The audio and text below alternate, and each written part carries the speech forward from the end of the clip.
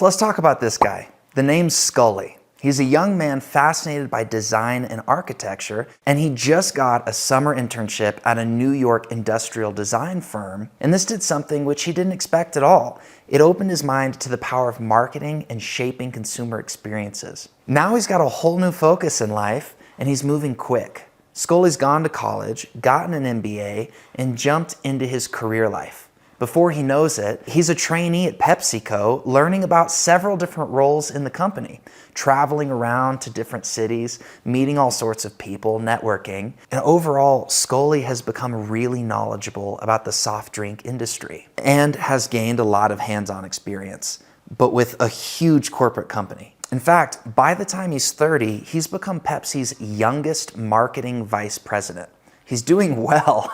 He invented this thing called the Pepsi Challenge, which was a series of blind taste tests that highlighted people's perceived superior taste, trying to become the #1 drink in people's minds over Coca-Cola. He captured the world's attention with his marketing campaigns, even though he hilariously admitted to preferring the taste of Coke when he himself took the Pepsi Challenge. Oops.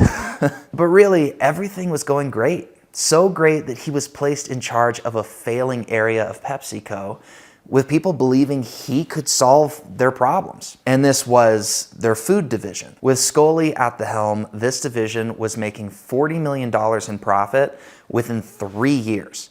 In everyone's eyes, this kid was officially the marketing whiz of PepsiCo, seen as capable of leading and managing fully diverse operations. Around the same time, another company, which had risen up over in the world of tech, was now seeing incredible success with its recent line of computers. That company is called Apple. But Apple was at a crossroads. See, its co-founder Steve Jobs was seen as being too inexperienced to take the role of CEO. And what they were looking for was an adult supervisor, which basically meant they wanted to bring in an experienced CEO from another company to guide this young Apple to success. Actually, Steve Jobs himself had one guy in mind for this role, and that person was John Sculley. So he lured Sculley in by asking him a famous question: do you want to sell sugared water for the rest of your life?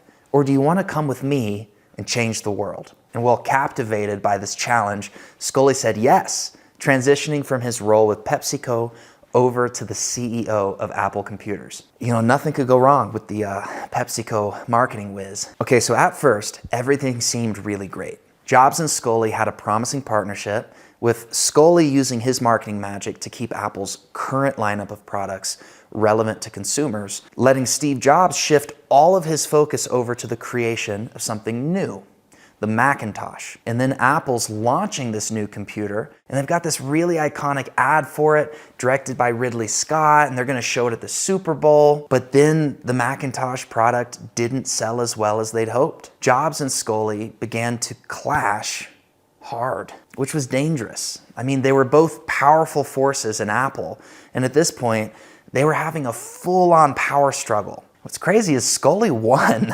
He was backed by Apple's board, and so Jobs was completely kicked out of the company. Now Apple had one sole leader, PepsiCo's whiz kid, and Sculley made decisions focused on profits first. And this went against Apple's identity of innovation and user experience. Sculley was competing in his mind with IBM and Microsoft Windows, rather than honing in on Apple's innate strengths in creativity and education. So under Sculley, there was a company that aimed to react really well to the changes in the tech industry.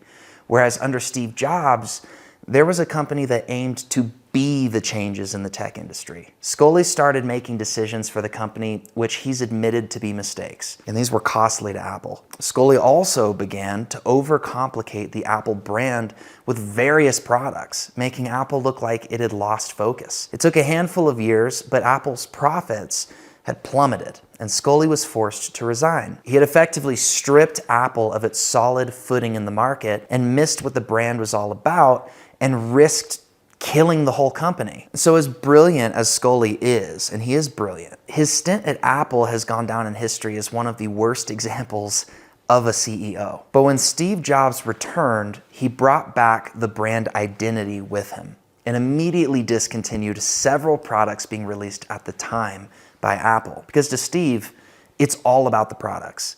And if you have too many products, you can't dedicate as much time or energy to each one. As for Sculley, he went on to do a fine job with other companies. He just shouldn't mess with Steve Jobs' company.